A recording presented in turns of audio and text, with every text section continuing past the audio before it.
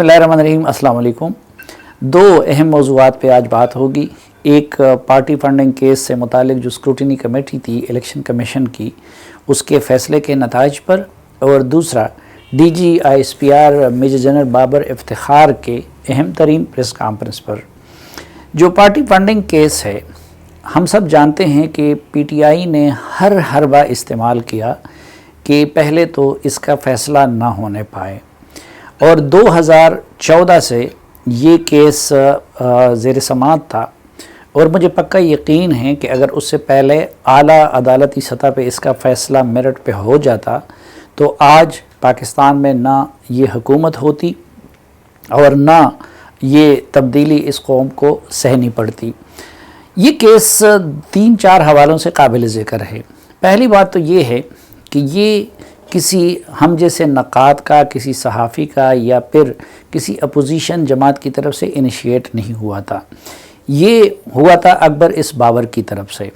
اکبر اس بابر عمران خان صاحب کے دست راست تھے، پی ٹی آئی کے بانی ممبران میں سے تھے، اور یہ آج کل تو ہر روز حکومت کے اور پارٹی کے ترجمان بدلتے رہتے ہیں، لیکن وہ 7 سال تک پی ٹی آئی کے مرکزی سیکرٹری اطلاعات تھے۔ اس سے پہلے وہ بلوچستان کے صدر تھے، اور میں ذاتی طور پر جانتا ہوں کہ بہت سارے کام، مثلا اسٹیبلشمنٹ کے ساتھ روابط اور اس طرح کے کام عمران خان صاحب کے لیے وہ اکبر اس بابر صاحب نے کیے تھے۔ تو اکبر اس بابر صاحب نے یہ سب کچھ انیشیٹ کیا تھا پارٹی کی خیرخواہی میں۔ ایسا نہیں تھا کہ وہ خفا تھے یا ان کے پاس عہدہ نہیں تھا یا ان کو پارٹی سے نکالا گیا تھا،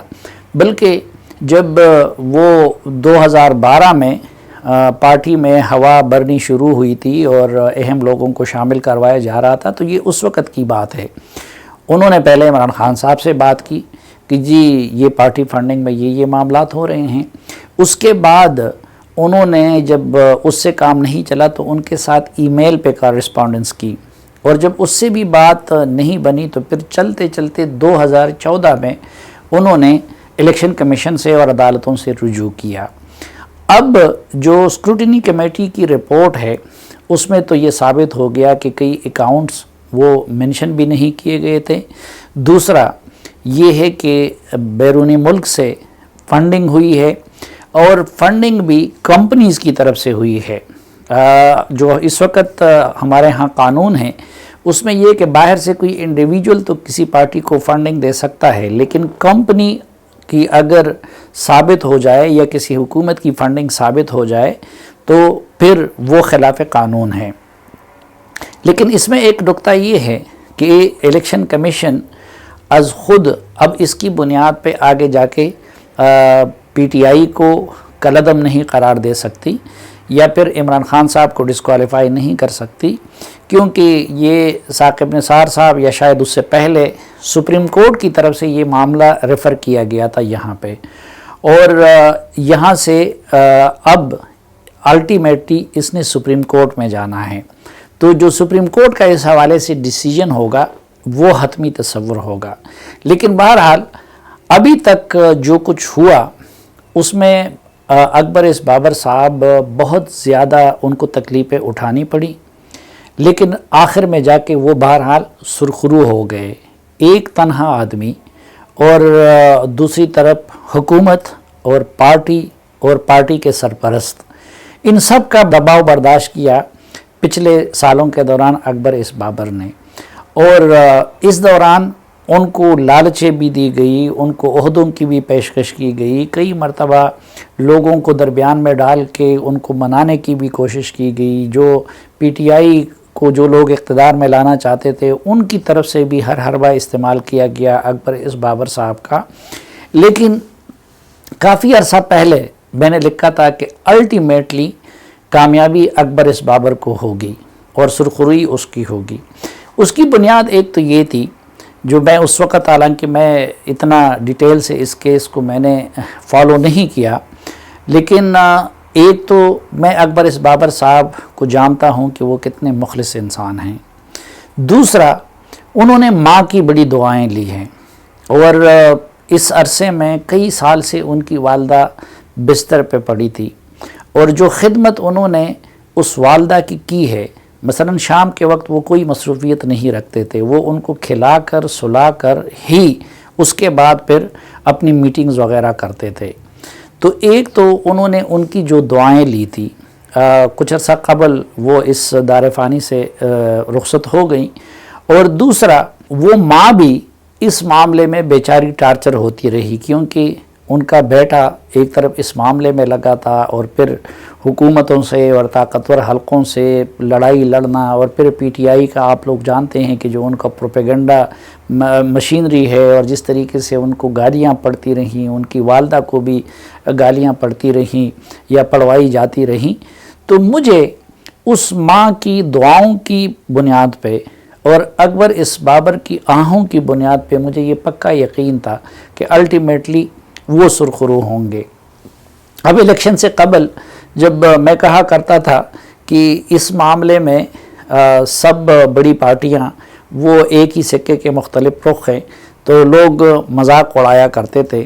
لیکن اب یہ ثابت ہو گیا کہ وہی چیزیں جو دوسروں پہ الزام لگتا رہا تو وہ یہاں پارٹی کی سطح پہ ہوئی ہے، یعنی کسی انڈیویجول کا فعل نہیں ہے، بلکہ اس میں پوری وقت جب ثابت کرے گا کہ اس میں پارٹی کی پوری قیادت وہ انوالو رہی۔ جو پارٹی فنڈنگ کا معاملہ ہے اس سے عارف علوی صاحب بھی متعلق رہے، اس سے عمران خان صاحب تو ہیں ہی متعلق، اور اس سے اسد کیسر صاحب بھی متعلق رہے، اسی طرح بہت سارے اور بھی اہم عہدیدار متعلق رہے، تو یہ کسی ایک بندے کا معاملہ نہیں تھا، اور اس میں ابھی ثابت ہو گیا کہ جو معاملات ہیں وہ کتنے گمبھیر ہیں، وہ کتنے مشکوک ہیں۔ لیکن یہاں پہ میں یہ وضاحت کرتا چلوں کہ جو اسکروٹنی کمیٹی کی رپورٹ میں جو چیزیں آئی ہیں یہ سب وہ نہیں ہے، کیونکہ یہاں تو اس وقت اسٹیٹ بینک آف پاکستان کی طرف سے یا جو براہ راست بینکوں سے متعلق جو چیزیں تھی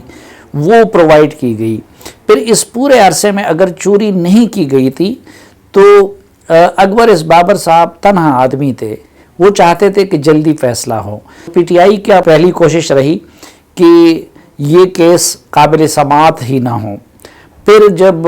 قابل سماعت قرار پائی وکیل بدلے گئے، بابر اعوان صاحب سے لے کے پتہ نہیں کس کس اہم قانونی ماہرین اور وکیلوں کی خدمات لے لی گئی، اور پھر جب قابل سماعت قرار پائی تو اس کے بعد مسلسل پی ٹی آئی تاخیری حربے استعمال کرتی رہی، اور یہ جتنے ڈاکومنٹس کی بنیاد پہ فیصلہ ہوا ہے تو حکومت کی طرف سے اپنی صفائی میں ایک بھی ڈاکومنٹ فراہم نہیں کی گئی، یا پی ٹی آئی کی طرف سے ایک بھی ڈاکومنٹ فراہم نہیں کی گئی۔ لیکن جو کچھ محنت تھی وہ اکبر اس بابر صاحب کی تھی، اور جو بینکوں میں جو ریکارڈ تھا یہ صرف اس کی بنیاد پہ فیصلہ ہوا ہے۔ لیکن مجھے یقین ہے کہ جب سپریم کورٹ میں اس کی سماعت ہوگی اور اس کیس میں جو ملوث دیگر لوگ ہیں جب ان کے نام سامنے آئیں گے، پھر جو خرد برد کی تفصیلات سامنے آئیں گی، تو دنیا حیران ہو کے رہ جائے گی، اور شاید جن جن لوگوں کو اب اس وقت چور چور کہا جا رہا ہے تو وہ لوگ فرشتے نظر آنے لگیں گے۔ اگر قانونی لحاظ سے دیکھا جائے اور الٹیمیٹ رزلٹ کے حوالے سے دیکھا جائے تو پھر تو پی ٹی آئی بھی کالعدم قرار پاتی ہے، اور عمران خان صاحب بھی سیاست کے لیے نااہل قرار پاتے ہیں، لیکن ظاہر ہے کہ یہ فیصلہ ہم جیسے لوگوں نے نہیں کرنا ہے، بلکہ اس کو سپریم کورٹ آف پاکستان میں جانا ہے، اور سپریم کورٹ آف پاکستان نے فیصلہ کرنا ہے۔ دوسرا، آج ایک اہم پریس کانفرنس ہوئی D G I S P R major general Babar Iftikhar Sahib کا، جس میں انہوں نے پورے سال کا سیکیورٹی معاملات سے متعلق جو ڈیولپمنٹس تھی اس کا احاطہ کیا، اور مشرقی اور مغربی بارڈر پہ جو کچھ ہو رہا ہے تو اس کا انہوں نے تفصیل کے ساتھ ذکر کیا، آپریشن ضرب عضب کی بھی انہوں نے تفصیلات دی۔ ایک بات جو ہم جیسے لوگوں کے لیے زیادہ دلچسپی کا باعث ہے وہ مغربی بارڈر کا انہوں نے ذکر کیا، اور پاکستان کے اندر تو یہ مفروضہ بنایا گیا تھا کہ شاید جب افغان طالبان کی وہاں پہ حکومت آئے گی تو پاکستان کے ساتھ تمام مسائل حل ہو جائیں گے، لیکن اب پتہ چلا کہ جی ایک تو ٹی ٹی پی اور ٹی ٹی اے، جس کو ہمارے ہاں پچھلے 17-18 سالوں میں ہمیں باور کرایا جاتا رہا کہ جی وہ تو ایک دوسرے کے مخالف ہیں اور ٹی ٹی پی بری ہے اور ٹی ٹی اے اچھی ہے، تو ایک تو یہ بات ثابت ہو گئی کہ جی وہ ایک ہی سکے کے دو رخ ہیں، یا پھر یہ کہ ٹی ٹی پی اپنے آپ کو افغان طالبان کا حصہ سمجھتی ہے اور افغان طالبان نے کبھی بھی ان کو ڈس اون نہیں کیا۔ تو ان کے ساتھ جو مذاکرات کا سلسلہ افغان طالبان کے ذریعے شروع ہوا تھا اور اس کے نتیجے میں پھر جنگ بندی بھی ہوئی تھی، تو ایک طالبان نے تو 1 مہینہ پورا ہونے کے بعد اعلان کیا تھا کہ وہ جنگ بندی اب ختم ہو گئی ہے، اور اس کے بعد کارروائیاں بھی ہوتی رہی، لیکن آج ISPR کے ڈائریکٹر جنرل کی طرف سے بھی باقاعدہ طور پر یہ اعلان سامنے آیا کہ وہ جنگ بندی ختم ہو گئی ہے۔ دوسرا، جو بارڈر پہ مختلف واقعات ہوئے، تو کچھ ایسی ویڈیو سامنے آئیں کہ جس میں طالبان کے لوگ وہ جو باڑ اس وقت لگائی گئی ہیں ان کو اکھاڑ کے لے جا رہے ہیں، پھر کسی جگہ پہ دھمکیوں کی ویڈیو سامنے آئی، تو اس کے بارے میں پاکستان کی طرف سے یہ پیغام دیا گیا آج کی اس پریس کانفرنس میں کہ یہ جو باڑ ہے اس پہ کوئی کمپرومائز نہیں ہوگی۔ DGISPR کی طرف سے بار بار اس کے لیے سرحد کا لفظ استعمال کیا گیا، تو میرے خیال میں وہ طالبان کو اور امارت اسلامی کو واضح پیغام تھا کہ حکومت پاکستان کی طرف سے ایک تو اس طرح کے واقعات کو زیادہ برداشت نہیں کیا جائے گا، اور دوسرا یہ کہ پاکستان اس کو مستقل سرحد سمجھتا ہے۔ تو اب دیکھنا یہ ہے کہ خود امارت اسلامی کی طرف سے اس پہ کیا رد عمل آتا ہے، کیونکہ ابھی تک جو واقعات ہوئے ہیں اس کے بارے میں یہ توجیہ پیش کی جا رہی ہے کہ یہ لوکل سطح پہ ہوئے ہیں، اور جو اب طالبان کے امیر المومنین ہیں یا پھر جو ان کے سربراہ ہیں ملا محمد حسن کی طرف سے یا امیر خان متقی کی طرف سے، ابھی تک نہ تو باڑ پہ کوئی اعتراض سامنے آیا ہے اور نہ سرحد کا ایشو اس طرف سے چھیڑنے کی کوشش کی گئی ہے۔ تو دیکھنا یہ ہے کہ خود امارت اسلامی کی طرف سے اب اس حوالے سے کیا موقف سامنے آتا ہے۔